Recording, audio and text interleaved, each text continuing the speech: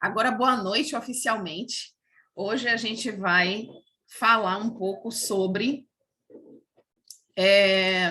ferramentas, né, que a gente consegue utilizar na auditoria e que melhora a nossa compreensão, a nossa execução na auditoria. Então, é uma... Está me dizendo que assim está menos iluminado, hein? Então, é uma forma, né, da gente conseguir atuar de uma forma melhor, né, na auditoria. Então, essas ferramentas, elas possibilitam que a gente tenha essa execução com mais segurança, com mais entendimento, conseguir perceber, boa noite, conseguir perceber, né, como é a nossa melhor atuação. Estou na expectativa de começar a fazer o curso. Maravilha, Maviane. Então, hoje você vai conhecer aqui como é o meu processo de ensino, apesar de que hoje a gente não vai abrir conta, tá? Mas se sobrar um tempinho no final, quem sabe? Vou deixar até aqui meu HDzinho, porque qualquer coisa a gente pode abrir sim. Se vocês tiverem alguma dúvida que der para eu mostrar, como eu sempre falo, essa reunião nossa, essas sessões de mentoria, eu tenho até que estudar como é que eu vou fazer no próximo mês, que essa é a última desse mês. Eu vou estudar como eu vou fazer no próximo mês, né? Se eu vou continuar com essas reuniões, que na verdade a minha maior dificuldade é como é um grupo heterogêneo, né? Eu tenho essa dificuldade de quais assuntos trazer para abordar, né? Então, possivelmente no próximo mês eu vou abordar do princípiozinho, vou pegar como se o enfermeiro não soubesse nada de auditoria e a gente vai evoluindo. É bom porque quem já está na auditoria vai revisar algumas coisas, né? Que não vê há tanto tempo, alguma coisa assim, e quem não conhecer vai passar a conhecer. Quando eu ensino, sempre que eu ensino, tanto no meu método, né, que é o curso que eu tenho, prático que eu fiz, né, o método que eu criei, quanto quando eu ensino na pós-graduação, eu trago uma aula muito prática, né? Então, esse curso meu, ele nasce exatamente desse momento meu de crítica às pós-graduações, né? Tanto quando eu fiz a pós-graduação, né, que tem muito tempo, quanto eu sendo professora na pós-graduação de auditoria, né, eu ensino matérias em pós-graduação de auditoria. Então, nesses dois momentos, eu verifiquei que a gente tinha um acesso muito grande à teoria, mas não tinha o acesso ao que a gente fazia no dia a dia mesmo do auditor, né? É uma distância muito grande, é muito dissociado. E aí, quando eu comecei a dar aula nas pós-graduações, eu comecei a levar, né, as práticas que eu tinha do dia a dia. E eu virei professora de pós-graduação depois de montar meu curso, né? Eu tinha um curso presencial já, quando eu fui chamada para ensinar na pós-graduação, em duas pós-graduações de auditoria. Então, esse curso, ele nasce dessa crítica exatamente porque, quando eu fazia as aulas, eu percebia que eu não conseguia entender, né? Eu disse, meu Deus, eu não... Como é que a gente vai entender, né, de uma realidade que a gente não vive? Na pós-graduação dá muita teoria de várias coisas da área de saúde, né? Amplia nossos conhecimentos em saúde, mas não traz auditoria de contas, né, como a gente fazer. Então, tanto no meu curso quanto eu sendo professora na pós-graduação, eu levo muito essa prática. Eu crio as contas, eu crio os prontuários, né? Inclusive nas aulas, sempre que eu dou, eu digo, ó, gente, se tiver um errozinho de data, de horário, me perdoem, porque eu vou ajustando isso ao momento que eu vou vendo, né? Dando as aulas, eu volto e vou ajustando. Então, hoje, sem mais delongas, vamos abrir aqui, que hoje a gente vai falar de um assunto super interessante, né? Para auditoria. Deixa eu fechar as câmeras, porque senão eu fico vendo vocês e termina que eu Não concentro aqui. Se vocês tiverem dúvida, vão escrevendo no chat, porque eu acredito que fica um pouco melhor para a gente responder tudo depois, ok? E caso seja uma dúvida aqui de um momento agora, vocês vão escrevendo, depois eu retomo tudo e se precisar eu compartilho a tela uma outra vez, ok? Hoje a gente vai falar um pouco sobre as ferramentas da auditoria, né? E aí eu gosto de trazer definição para as coisas, porque aí a gente rememora isso, né? Então, ferramenta é tudo aquilo que eu utilizo como instrumento para que eu realize um trabalho de forma mais efetiva, de forma mais assertiva, né? De forma mais segura. Então, o que seria, né? Essas ferramentas da auditoria, esses instrumentos que a gente utiliza, né? Como principais, né? Eu vou trazer, eu geralmente cito 15 ferramentas para auditoria, mas a nossa aula de 1 hora, ela não possibilita, né, que eu traga, porque eu gosto de trazer as aulas exatamente assim, eu falando do que é, né, por exemplo, a ferramenta contrato, e eu trago exemplos, né, de como a gente utiliza os contratos, como é que a gente pode trazer uma execução para esses contratos. Então, aqui eu trago as seguintes ferramentas. Contratos, que eu acho que é o início de tudo, tá? Prontuário, protocolos clínicos, a legislação específica vigente, né? Todas elas. As tabelas, né? Que são um item de contrato, mas aqui a gente vai tratar em separado para ser mais didático. Os pareceres e manuais e o relatório final de auditoria, tá? Todos esses são ferramentas que eu identifico como muito importantes. Aqui a gente tem 7 delas, mas a gente tem diversas outras que a gente pode ir tratando aí nesse caminhar nosso. Então, como instrumento de trabalho, né, esse contrato, ele vai trazer uma realidade que vai fazer com que a gente saiba das regras do jogo, né? Eu não tenho como realizar auditoria se eu não sei quais são as regras da auditoria, né? Então, como é, Sheila, que esse convênio faz um pagamento? Como é que está acordado entre operadora e prestador de saúde? Operadora sempre o convênio, prestador de saúde sempre hospitais, clínicas, todos os estabelecimentos que prestam algum serviço de saúde, né? Então, como é que a gente consegue entender o que foi, né? O que é que está sendo acordado, o que é possível cobrar na conta, como é que a gente vai apresentar essas contas, tudo isso é através dos contratos, né? Ele que traz essas regras todas, né? Regra de faturamento, regra de pagamento. E quem são essas regras, né? As regras de faturamento que eu cito aqui é dizer como é que vai ser enviado essas contas, né? Eu quero que envie as contas, o envio das contas seja sempre 30 dias no final de cada mês, né? E a gente vai fazer a averiguação dessas contas. Então, isso é regra de faturamento. Regra de pagamento você me envia ao final de cada mês e eu te pago ao final de também 30 dias. Ou outra opção, eu te pago ao final de 60 dias, né? Então, a Maviane, que não entende muito da auditoria ainda, ela pode se perguntar, mas Sheila, em que isso é importante, né? Quando a gente está fazendo o faturamento de uma conta, né, a gente lê o prontuário, passa essas informações para a conta, a auditoria funciona mais ou menos assim, a gente lê esse prontuário e passa essas informações para a conta, para averiguar se está tendo uma qualidade de atendimento, né, se está tendo um atendimento a contento desse paciente nosso, né? Que esse paciente ele passa a ser nosso quando a operadora traz ele para um nível hospitalar, ele é tanto da operadora quanto do hospital, né? Então é um risco dividido.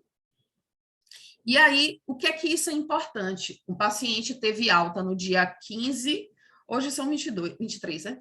No dia 15 de março, eu tenho que apresentar essa conta até o final de março, para que o convênio me pague ao final de abril, né? Ou no início de maio, dependendo da data, isso também vem acordado como pagamento.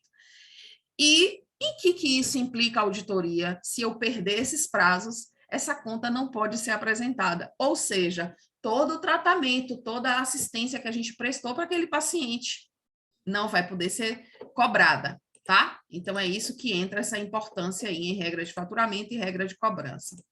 Aqui, eu trouxe uma, que eu chamei assim, né, no contrato, a gente tem a tabela de diárias e taxas. E por que eu trouxe ela um pouco separado? Porque aqui é onde se inicia você entender, eu tenho o direito de cobrar sobre diárias e taxas, o que eu tenho direito de cobrar, né? Naquela tabela de diárias e taxas, naquele contratinho, nos anexos, geralmente é onde fica esse acordo de diárias e taxas, é onde eu descubro o que é que eu posso cobrar. Então, se eu tenho acordado, por exemplo, trazer para uma linguagem bem assistencial, se eu tenho acordado um monitor de pressão arterial não invasiva, eu posso cobrar esse monitor. Se eu tenho acordado a diária de UTI, que é exatamente quando o paciente está lá na UTI, eu posso cobrar isso. Mas se eu não tenho acordado, uma coisa que acontece muito na minha vivência, se eu não tenho acordado uma diária de SEMI,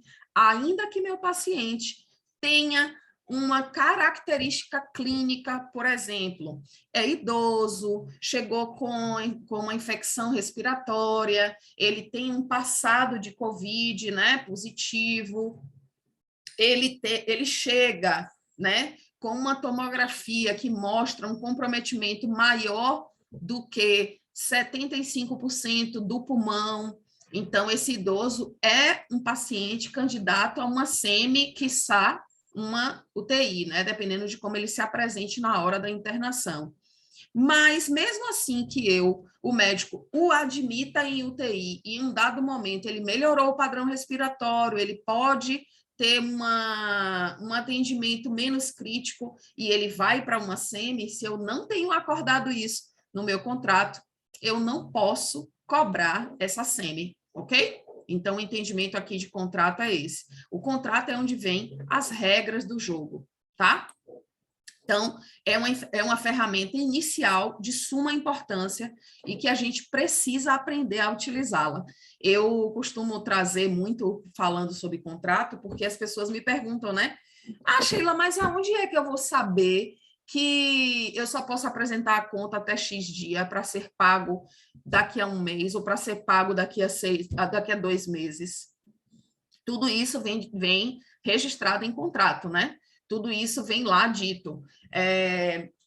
Tais e tais taxas a gente vai pagar. A taxa de sala do centro cirúrgico a gente vai pagar de acordo com a tabela CBHPM. E qual a tabela CBHPM? Ah, a quinta edição. Não, a tabela CBHPM de 2016. Então, tudo isso vem em contrato, ok? Uma outra ferramenta extremamente importante e de onde não poderia sair a auditoria se não existisse é o prontuário. Por quê? Porque a auditoria teve a sua origem exatamente assim. Lá em 1900 e bolinhas, quando a auditoria foi criada, ela foi meio que uma derivação da auditoria contábil, né? Só que a gente tinha dados não matemáticos, né? A gente tinha dados clínicos, que é exatamente o prontuário. Então, a gente existem algumas instituições, inclusive, que não chama prontuário administrativo, chama prontuário não clínico, né? E o prontuário clínico. Então, para quem tiver aí que não entenda muito de auditoria, o prontuário clínico é o prontuário do paciente, que nós enfermeiros lidamos, médicos, nutricionistas, físio, todo mundo da área de saúde, e o prontuário administrativo ou prontuário não clínico é aquele que vem as informações, né? Mais administrativas, mais ligadas à área de cobrança, né? Mais a uma área assim de serviços, né? ali nesse prontuário administrativo, o que é que vem? Serviço que é autorizado pela operadora. Então, a gente junta ali naquele prontuário não administrativo ou não clínico. Autorização do paciente internar, autorização para ele permanecer internado. Como é que chama essa autorização para ele permanecer internado? Prorrogação. Como é que é feito isso? Essa prorrogação é dada de tempos em tempos. E por que isso? Para que a gente analise, né, se aquele paciente tem realmente uma indicação de estar ali internado. E aqui a gente entra também, né, em um espaço muito importante, né, do enfermeiro, que eu posso colocar aqui como não clínico, que é aqui quando o enfermeiro entra fazendo a auditoria concorrente. Nossa, Sheila, mas a auditoria concorrente é para a gente analisar a qualidade, mas a auditoria concorrente ela tem diversas frentes, né? Ela tem diversas possibilidades e amplitude. Aliás, como auditoria inteira, né? Eu consegui, em um momento desse aí de aulas, eu consegui descrever 15 áreas que nós, auditores, podemos atuar, né? Então, a auditoria concorrente entra aqui como? Eu faço visita, né? Em auditoria concorrente, eu chamo assim de visita, porque eu realmente visito o paciente, não nesse momento COVID, esse momento COVID a gente está só visitando o prontuário do paciente, tá? Mas eu pego dados clínicos ali, por exemplo, essa semana eu tinha uma paciente internada, eu estou fazendo auditoria para a operadora, tá? Porque a gente pode fazer auditoria concorrente também para o prestador. Eu estou fazendo para uma operadora. Então, nesse momento que eu fiz a visita do prontuário dessa paciente, é uma paciente que era gestante, né? Estava já internada há 50 dias, tá? E por que isso? Porque a característica desse plano de saúde, desse convênio dessa operadora, não é que os pacientes saiam muito de home care, né? Eles preferem manter os pacientes no hospital, diferente de diversas outras operadoras, tá, gente? Então, eles entenderam que a paciente deveria ficar ali. O que aconteceu? Essa paciente estava há 50 dias internada porque ela tinha uma debilidade em reter a gestação. Então, essa paciente, aos meus olhos e na minha avaliação de prontuário dela, era uma paciente candidatíssima a estar em um atendimento de home care. Por que ela precisava? Repouso. Ela podia fazer esse repouso em casa? Sim, se ela tivesse lá alguém que ajudasse a administrar as medicações que ela estava precisando, né? Ela estava fazendo uso de magnésio, mas estava fazendo magnésio oral, não foi magnésio venoso, e ela não estava fazendo uso de antibióticos, então ela estava realmente, a questão dessa paciente era somente o reter a gestação. Então, nessa semana agora, né, na última visita que eu fiz, ela já fez, né, o parto, e agora o que é que acontece? O RN nasceu prematuro, né? Não conseguiu esperar muito tempo, o RN dela nasceu com 33 ou 34 semanas, não lembro agora. Então, a auditoria concorrente também pode contribuir com esse serviço, né? Com esses serviços autorizados. Quando eu mando essa visita para a operadora, alguém lá lê e diz: olha, essa paciente a gente vai precisar prorrogar por mais X dias. Existem operadoras que têm padrão dessa autorização: 5 dias, 2 dias, 3 dias, mas vamos entender as nossas próximas ferramentas. No prontuário clínico, o que é que a gente, como auditor, observa? A gente observa os serviços utilizados. Então, no administrativo, serviço autorizado e no clínico, serviço utilizado. O que é que a gente vai verificar? A gente vai ver quais tratamentos, quais cuidados o paciente teve, né? Fez um exame, fez uma tomografia, o paciente fez uma sutura, né, que é um procedimento, o paciente fez uma passagem de PAM, o paciente fez uma passagem de CVC. Então, a gente vai precisar, né, como serviço autorizado, num prontuário administrativo, estaria aqui a autorização para realizar a TC, para realizar a tomografia, ok? estou chutando uma situação. E aqui nesse prontuário clínico estaria a própria realização da tomografia, o pedido médico, o encaminhamento para a tomografia, o retorno desse paciente, o laudo da tomografia, né? Então, essa diferença que a gente faz aqui no prontuário clínico e no não clínico, tá? Sobre legislação vigente, né? Quais são as legislações específicas e vigentes que a gente utiliza? A gente utiliza diversas, tá, gente? Mas eu vou citar algumas aqui que são as mais frequentes, né? As que a gente possivelmente mais utiliza. Então, como legislação vigente, a gente tem o Ministério da Saúde, né? Nos enviando tudo aquilo que a gente deve atender como paciente, quais os cuidados que a gente é obrigado a dar a esse paciente internado, seja num atendimento de serviço público ou privado. E aí a gente entra aqui no serviço privado, que vem a ANS e traz para a gente algumas regulamentações que a gente precisa, como operadora, atender, tá? Essa ANS, ela tem hoje, né, um rol de procedimentos, que é exatamente uma lista de procedimentos, o que eu posso chamar mais? De situações em que a gente deve atender esse paciente. Por exemplo, eu posso falar um pouco da TAV, né, que foi uma das últimas a entrar aí no rol de procedimentos. Ela é uma cirurgia, entre aspas, minimamente invasiva. A gente faz como se fosse fazer um cateterismo cardíaco no paciente e a gente trata as válvulas cardíacas desse paciente, né? Essa TAV, ela entrou, se eu não me engano, tem um ano ou 2. Se alguém souber e quiser confirmar a informação, fiquem à vontade.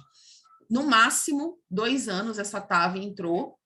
E a gente tem feito, né, cirurgias cardíacas que seriam de abordagens enormes, né, e de longo tempo em pacientes com cirurgias minimamente invasivas, que é somente uma punção arterial, e a gente consegue resolver esse problema cardíaco desse paciente.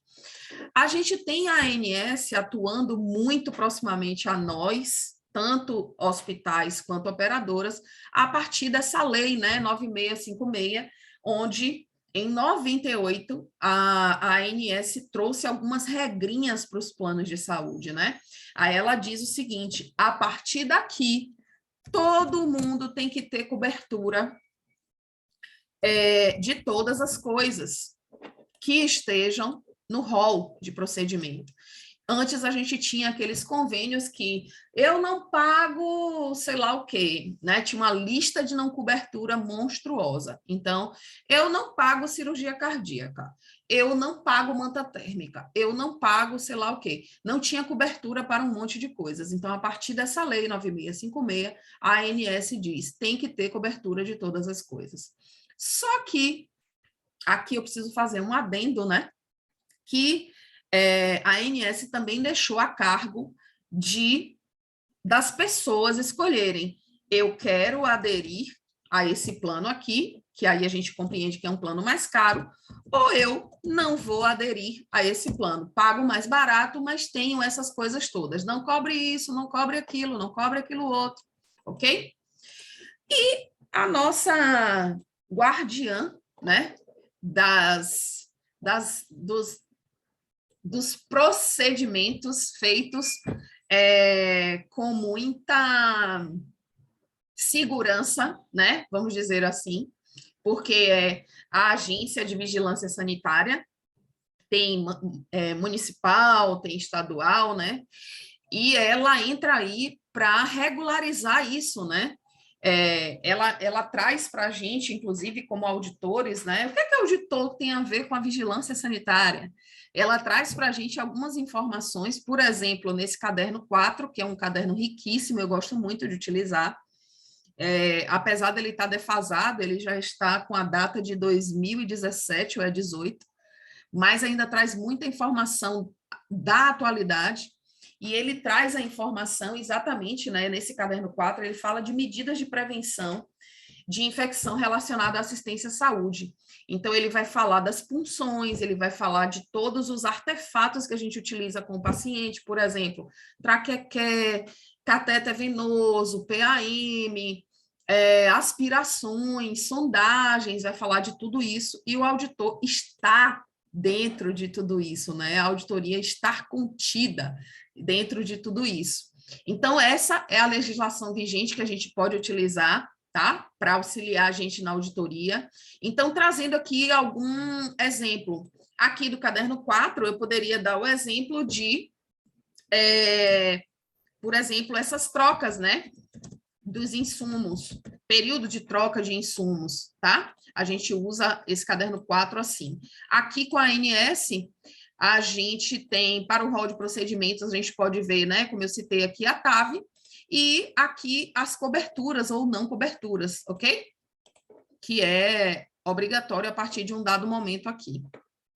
E o Ministério da Saúde, ele publica algumas coisas, por exemplo, a gente tem aqui aquele manual riquíssimo de OPME, que foi o Ministério da Saúde que publicou algumas tantas coisas que tem ali, tá? Vou chegar para cima aqui para ser mais visual. Aqui chegamos nas tabelas. Quem são essas tabelas, Sheila? Meu Deus do céu, nossa, chega desarrumou minha aranha aqui. Deixa eu botar mais para cá. Então, quem são, né, quem são essas tabelas? Aqui ainda vou falar. Contrato já falamos. Quem são essas tabelas, Sheila? São tantas tabelas e a gente precisa, vou trazer aqui didaticamente. Então, quem são essas tabelas que a gente faria a abordagem como auditores para ter um desempenho melhor, né? Eu estou me fazendo entender, gente, até aqui, a importância dessas ferramentas. Vocês já utilizam essas ferramentas? Tem alguma aqui que eu falei que vocês não conheciam? Conta aí para mim. Então, nessas tabelas aqui, né, por exemplo, na tabela de honorários médicos, quais tabelas a gente utiliza como auditor? Tem a antigona AMB, mas que ainda é utilizada, tá? Nela, a gente tem procedimentos, eu não gosto nem de chamar de honorários médicos, porque parece que só tem isso, né? Procedimento, exame, tem também a área de fisioterapia, também está aqui, né? De várias outras terapias. A gente tem tabelas próprias. Quem são essas tabelas próprias, né? Como o nome já diz, a Sul-América tem tabela própria, a Bradesco tem tabela própria. Deixa eu ver quem mais. Que eu me lembre aqui agora essas. Então, alguns convênios fazem suas próprias tabelas, pegam uma tabela original, tipo a CBHPM ou tipo a AMB, e deriva esses códigos de procedimentos que eles pagam. Quem são os códigos de procedimento, trazendo aí para quem não tem muito conhecimento em auditoria? Quem são esses procedimentos? São as suturas, são as cirurgias que os médicos realizam, são as sondagens, quando realizadas por médico. Por que não tem coisas de enfermeiro na tabela de procedimentos? Porque o enfermeiro, dado a sua origem, ele é um profissional que recebe, né, tem o seu ganho monetário, financeiro, sendo pago pelo hospital, e não por procedimentos em separado. Mas pode existir? Sim, pode. Você, como enfermeiro, você pode sondar paciente, você pode, mas geralmente isso fora de ambiente hospitalar. No ambiente hospitalar, essas remunerações são feitas através do seu salário que você ganha mensalmente, tá? Inclusive, gera um pouco de discussão sempre nas aulas, quando eu toco nesse assunto, porque o enfermeiro, mas a gente não recebe para passar pique. Realmente, não recebe não, porque recebe o seu salário no final do mês. Se a gente fosse profissional liberal no hospital, né, a gente é profissional liberal fora do hospital, a gente pode agir como profissional liberal fora do hospital, prestando serviço, fazendo curativo, fazendo sondagem, fazendo todos esses procedimentos que a gente já faz, mas dentro do hospital a gente é pago, né, por salário e não por procedimentos, tá? Como o médico, por exemplo, né, que é pago por cada cirurgia que faz, por cada procedimento que faz. O médico, quando passa cateter venoso central, ele recebe. Quando ele passa uma PAM, ele recebe. Dentro da UTI, ele não recebe porque, teoricamente, nessas tabelas principais, esses atos já foram remunerados, porque entende-se que o intensivista tenha essa habilidade de puncionar esses catéteres aí que eu citei. Então, na CBHPM, ela tem as mesmas coisas que a MB tem, porém, ela vem com procedimentos mais atualizados, né? Ela traz umas regras um pouco melhor distribuídas, né? Os médicos se juntaram, cada um deles de sua especialidade, e os capítulos foram feitos por especialidades, né? Cada especialidade ia ali trazendo as informações para aquele ambiente, né? Para aquele capítulo ali que ia falar de tal cirurgia ou de cada abordagem. E aqui também, na tabela CBHPM, também tem, né? Tem cobrança, tem orientações para cobrança de fisioterapia, para... Tem mais para quem? Eu acho que médico fisioterapeuta. Acho que só. Acho que é isso. A psicologia, quando entra na cobrança, ela não vem via CBHPM, ela vem com um código diferenciado, a gente tem que fazer um acordo extra, tá? E aí entra possivelmente as tabelas próprias, ok? Se vocês viverem outra situação, podem falar, tá, gente? Vão citando aí no chat, a gente daqui a pouco chega aí. Daqui a pouco chego aí, no chat. Tabelas para os medicamentos. Quem são essas tabelas? Braz Índice, que é aquela revista que é publicada a cada 15 dias, se eu não me engano, ainda está assim, né? Publicada a cada 15 dias, ou atualizada a cada 15 dias. E as listas ou os books, que são listas em que os convênios, por exemplo, a Unimed é um convênio que aplica isso aqui, pelo menos aqui na minha realidade. Me contem aí se na realidade de vocês também é assim, se vocês têm esse conhecimento. A Unimed tem uma lista de material, de medicamento, que ela faz o pagamento de acordo com o entendimento dela. Ela pega um valor, vamos dizer, né, um valor do Braz Índice, coloca uma taxa em cima, negocia uma taxa em cima, não é assim como ela quer, não é solto, tá, gente? É negociado lá no contrato, lá onde a gente viu, e essa lista, ela já vem com medicamentos valorados, tá? A gente vai pagar dessa forma, a gente vai pagar de outra forma, então tá lá já aqui com esses exemplos que eu trouxe. Temos as tabelas, né, que margeiam, que trazem as informações dos materiais, que é a Simpro, que é uma revista muito parecida com a Braz Índice, só que ela traz uma lista de materiais e vai dando valores para eles, uma lista caríssima, diga-se de passagem. Tanto o Braz Índice quanto o Simpro têm entrado em desuso em algumas capitais. Aqui ainda está muito vigente, ainda usa muito, porque ela é muito cara. E as listas de materiais são iguais às listas que eu citei dos medicamentos. Faz uma lista de material e vai fazendo acordo de valores para ver quanto vai pagar daquele material. Deriva sempre de nota fiscal, mais alguma taxa, deriva sempre dessa forma. E a tabela que também veicula os pagamentos dos OPMEs. E quem são os OPMEs? OPME é órtese, prótese, material especial, tá? A tradução é essa. Então, é aquele material, por exemplo, o paciente faz cirurgia de fêmur, toda aquela montagem ali da artroplastia de fêmur, né? Toda aquela conexão, né? A cabeça do fêmur, enfim, tudo aquilo ali é um OPME. Para algumas instituições, deixa eu lembrar uma aqui, um Portocate entra como OPME para algumas operadoras, para outras não. Então, o OPME também é veiculado pelo Simpro, também pode ser veiculado por um book, tá? Ter o seu valor regido, acordado em um book. Um book é exatamente essa lista onde se coloca todos esses materiais e vai fazendo acordo de valores. E também pode ter um acordo em contrato, isso tem que estar lá em cima, quando a gente começou lá, nosso mapa mental, tem que estar acordado no contrato. Eu vou pagar o PME, eu sou a operadora A e estou conversando com o prestador, o hospital Y. Olha, hospital Y, eu vou pagar o PME com preço de nota fiscal, você vai me fornecer a nota fiscal e a gente vai acordar uma taxa aqui. Eu vou pagar mais 30% em cima do valor da nota fiscal. Ok, gente? É mais ou menos essa a negociação dos OPMS.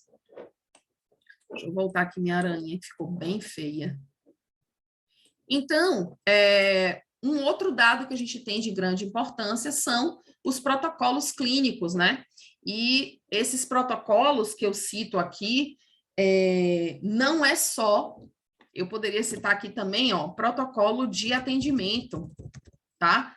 Que é por, não sei se eu posso chamar por atendimento, vou chamar de atendimento mesmo, que pode ser por patologia ou alguma margem assim. Por quê? Por exemplo, chega um paciente com uma angina estável no PS, tá? No atendimento de urgência. Chega lá, no protocolo desse hospital, vai traçar a rota tal. O que é a rota tal? A gente tinha lá como rota amarela, rota vermelha, rota azul. E como é que faz isso? Na rota amarela, seria para aquele paciente que chega com uma angina estável, mas sentiu uma dor lá de manhã, mas não vem sentindo dor mais, não vem sentindo mais nenhuma alteração. A gente entra com ECG a cada X tempo, com monitorizar paciente, e esses dados. Isso aí a gente segue protocolo clínico. Ou um paciente que vem na rota vermelha é aquele paciente que está com a dor agora vigente, agora, é agudo, esse paciente vai fazer seriado ECG de 1 em 1 hora, vai fazer CKMB de 1 em 1 hora, de 30 em 30 minutos, e aí está lá tudo escrito nesse protocolo clínico, ok? Inclusive, esse protocolo clínico é quem deriva um modelo de remuneração, que é o DRG, né? É aquele modelo que a gente pega muito a base das patologias para a gente poder fazer pagamentos, tá? Das contas dos pacientes, mas aí é um outro assunto, aí mais uma aula de 1 hora para a gente falar disso aí. Aqui, nos medicamentos, os protocolos, o que é que a gente pode ver, né, nesses protocolos clínicos? Quem pode ser? Pode ser o protocolo de diluição, que é um protocolo interno, aí a gente tem que pedir no hospital, olha, hospital Y, me dá aí como é a sua diluição para o Plamet aqui. Eu citei o Plamet porque eu tenho hospitais em que o Plamet é diluído para 10 e eu tenho hospitais em que o Plamet é diluído para 100. Como é isso, Sheila? Como pode mudar tanto? Esse hospital em que o Plamet é diluído para 100, eu tenho pacientes que chegaram no PS desse hospital e fizeram reação, né, ao Plamet. Então, o hospital criou um protocolo em que sempre o Plamet lá vai ser diluído para 100. Em outros hospitais que isso não aconteceu, eles mantêm a diluição que vem lá, às vezes, sugerido em bula. E aí a gente toca nesse assunto, bula. Aqui nesse protocolo clínico, inclusive, a gente vai tratar das medicações. Como é que a gente, auditor, trata isso? A gente vai tratar das medicações off-label. Um aluno me perguntou, Sheila, que faz meu curso auditor júnior, ele me perguntou, né? Sheila, você citou na aula medicamento off-label. E como é isso? O que é isso? Me cite um exemplo, né? Aqui eu posso citar vários, mas eu vou lembrar, óbvio, daqueles que eu mais utilizo, né? Que a gente falou, inclusive, na sessão passada, omeprazol, Zofran, e como é que pode ser utilizado ele? Como é que eu posso citar eles, né? Omeprazol, no caso, todos os protetores, tá? No caso da bula de omeprazol, pantozol, todos esses, eles têm na bula que a via oral deve ser usada como primeira via. Então, se esse paciente chega, ainda que seja no PS, e tem tá fazendo dor, né? Tem uma epigastralgia, a gente vai tentar inicialmente fazer o uso do omeprazol via oral. Ah, esse paciente está fazendo vômito, nauseando muito e chega a vomitar, então a gente vai ter que utilizar o omeprazol venoso, ok? Mas é como segunda opção. A mesma coisa para o Zofran. Onde é que entra esse Zofran? No bulário do Zofran, né? Inclusive, o bulário Anvisa está aí disponível para todo mundo, inclusive na internet. Diz que o Zofran deve ser utilizado para paciente em pós-operatório ou paciente que tenha alguma afecção de oncologia, né? Paciente que esteja em tratamento de oncologia. Então, se a gente usa para uma pessoa qualquer que chega no PS, ele não é uma medicação de primeira escolha. Quem seriam as medicações de primeira escolha? Seria um Dramin, um Plamete, né? Então, a gente precisa fazer uso dessas medicações primeiro, para depois chegar no Zofran. Mas aí, uma outra aluna, né, do curso me perguntou, mas Sheila, e se chega no PS um paciente que já tem um histórico de alergia ou de... às vezes o paciente cita como alergia, mas não é, ele teve uma intercorrência com aquela medicação. Por exemplo, paciente que chega de trauma no PS, ele não tem indicação de utilizar Dramin, porque o Dramin, ele faz essa sonolência e a gente não consegue avaliar o trauma, né? Se a sonolência é pelo trauma ou se a sonolência é pela medicação. Então, ele é completamente não contraindicado, né? Ele é contraindicado no caso de pacientes em trauma.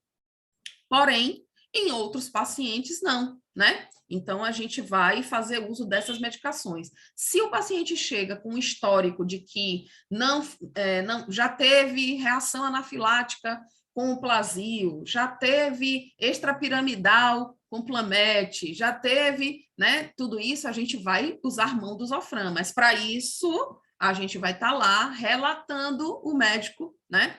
Relatando lá em algum relatório, né, que a gente anexa no prontuário, ou até mesmo na evolução médica dele, né, ou até mesmo na prescrição, fazendo algum tipo de observação para o Zofran, prescrito Zofran, paciente alérgico a, tá? Então, pode acontecer uma dessas situações. E para os materiais, né, o que é que a gente tem? A gente tem a Anvisa, né, que está aí trazendo, por exemplo, né, esse caderno 4 que eu citei, né, que é o caderno que fala de muitas coisas de infecção. Ela tem outros cadernos também, tá, que orientam várias coisas. E tem também o padrão dos produtores. Então, o que é isso? Por exemplo, né, se a gente tem lá um paciente internado na UTI que está usando kit Prisma. Quem é kit Prisma, Sheila? Meu Deus!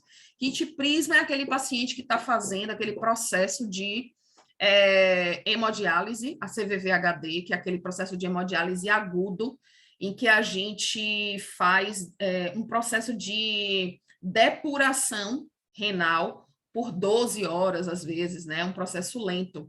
Então, utiliza esse material aqui, kit Prisma, e tem um outro também, Diapact, acho que chama assim. São duas máquinas diferentes, mas que têm a mesma função. Então, o produtor vai dizer, no Diapac, você vai usar por 24 horas, né? Tá lá naquele folderzinho, né? Nas explicações do produtor. O kit Prisma você vai usar por 24 horas. Se você levar 1 hora sem uso, você precisa descartar todo o material. Então, isso é o padrão dos produtores, ok? Então, tudo isso a gente pode utilizar na nossa auditoria como auxílio, né? Para nós, auditores. E aqui, já chegando ao final, mas não menos importante, temos os pareceres, né? Das diversas sociedades, que eu posso citar aqui, por exemplo, a Sociedade de Anestesia, é uma sociedade que comparece muito com pareceres, né? Eles fizeram um parecer, por exemplo, de uso da manta térmica. Se alguém não conheceu o que é manta térmica, é aquele colchão em que a gente infla com ar quente ou ar frio, né? Para fazer essa regulação de temperatura aí do paciente. Então, os anestesistas fizeram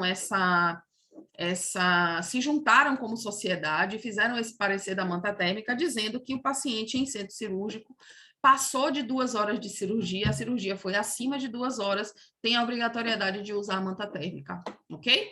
Isso foi um parecer dos anestesistas, que é, inclusive, uma defesa deles, né? Eles têm utilizado muito desse material, dessa manta térmica.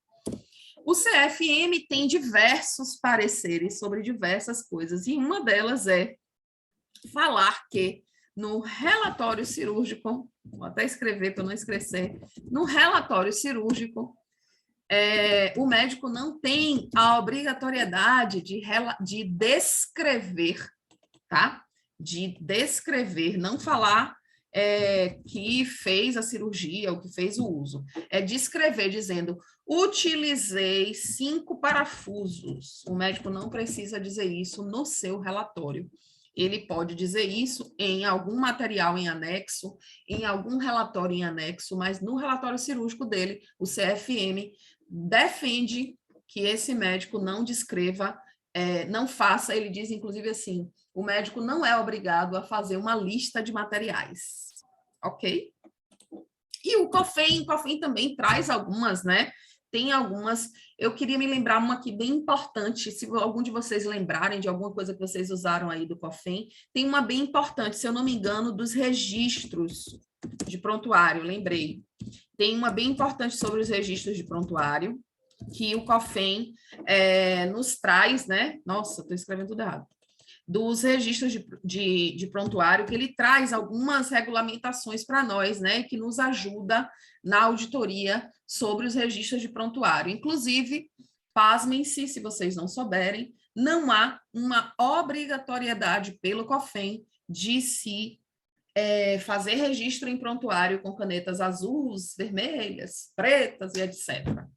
Tá? Eu li um parecer, vou chamar assim, mas nem sei se é um parecer, falando exatamente disso. Quem cria esse protocolo são os hospitais, tá? Então, para o COFEM, a gente pode escrever, inclusive, todos os relatórios de manhã, de tarde, de noite, tudo de azul, tá? Então, isso, inclusive, por que eu sei disso, né? Porque isso foi uma das coisas que uma aluna trouxe, que ela estava tendo, ela já é auditora e ela estava tendo problemas, né, no hospital onde ela trabalha, porque um auditor queria glosar as coisas porque estava escrito de azul e não estava escrito de vermelho, enfim. Pessoas que gostam de criar um problema para cada solução, né? E isso não é auditoria, tá, gente? Eu acho que isso aí cabe você, se fosse o caso, né? Cabe você conversar com o prestador, olha, você está fazendo um relato dessa e dessa forma, não seria melhor de uma outra forma, né? Eu acho que isso cabe. Mas não fazer glosa porque a cor da caneta é vermelha, azul ou preta, tá? Isso é só uma percepção minha. E aqui, como último, mas muito importante, a gente entra com o relatório de análise técnica ou relatório de análise hospitalar, que a gente vai trazer com eles os indicadores. A gente até falou isso também na sessão passada, a gente citou um pouco, né? Então, o que é que a gente pode tirar de indicador desse, né, desse RAT? A gente pode tirar lá do prontuário as não conformidades, mas pode tirar também do RAT. Por quê?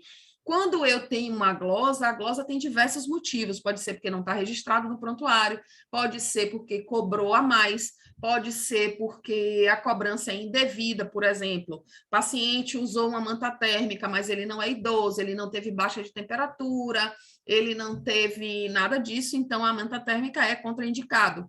Então, vai entrar em um item de glosa e a gente pode levar isso como não conformidade. Essa não conformidade a gente leva para a assistência, para a equipe de assistência, né? A gente leva para os médicos, a gente leva para os enfermeiros, principalmente eu falo dos enfermeiros, não porque eles errem mais, não é isso. Eu defendo até muito minha classe. É porque esse enfermeiro, né, ele tem um poder de resolutividade muito maior. Então, a gente geralmente leva isso, né, para o coordenador de enfermagem, essas não conformidades, de dizer, olha, eu peguei um registro aqui, está cobrando na conta 4 gelcos, e eu peguei um registro aqui dizendo que o paciente foi puncionado, mas não diz que usou 2, 3, 4, 5. né? Então, isso é uma não conformidade. Por quê? Porque o que a gente tem como conformidade é relatar a punção, dizer como está a pele do paciente, a punção teve alguma intercorrência, utilizou quanto de material? Foi na primeira tentativa, foi na segunda, na terceira, na quinta, né? Então, quando a gente não tem isso, a gente faz uma não conformidade. Quem é auditor interno deve conhecer bem isso aqui. E, por exemplo, do RAT como indicador, a gente pode tirar os itens mais questionados, né? Ou seja, os itens que foram mais glosados. Quais são os itens que tem aqui? É mais material? É mais medicamento? É mais taxa, né? É mais exame? Então, a gente tem como tirar, a partir dessa análise aqui, a gente tem como tirar várias outras análises. Por exemplo, se for muito material, o material fala muito com a gente de falta de registro, né? Ou de inadequação técnica, como eu citei o caso da manta térmica. Se for medicamento, fala muito de prescrição médica. Então, vocês veem que o direcionamento é um pouco diferente. Não sei se vocês vivem isso, se vocês vivem isso, me contem aí. E agora, me contem se vocês têm alguma dúvida, se a gente pode acrescentar mais alguma discussão aqui. Eu acho que a gente está chegando no nosso horário também, é isso? Isso, nós já passamos nosso horário, mas a gente começou mais tarde hoje também, né? Vamos ver aqui. A Danusa que disse, tá claro, sim. Vocês que vivem aí a auditoria, ou quem não vive, se quiser abrir aí o microfone, perguntar alguma coisa, sou toda ouvidos agora. Eu falo muito, então eu preciso que vocês falem também. Deixa eu parar aqui o compartilhamento de tela. Vamos lá, perguntem, falem, questionem, citem exemplos. Ah, eu vivi isso, Sheila, como é que eu resolvo? O auditor glosou tal item, como é que eu consigo reverter isso? Ou eu glosei, ou eu tive a cobrança de tal coisa, e como é que eu questiono, né? Indo para o lado inverso.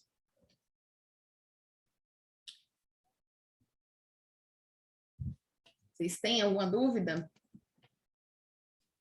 Ficou claro a abordagem? Quando vocês ficam calados, eu acho que vocês não entenderam.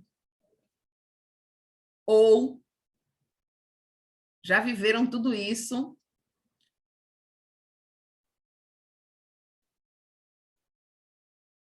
E aí? Todo mundo aí disse que, a maioria disse que já viveu a auditoria. Maviane, quer fazer alguma pergunta? Pode ser qualquer uma, não precisa ser o que eu fiz, o que é sobre o assunto que eu dei aqui hoje, não.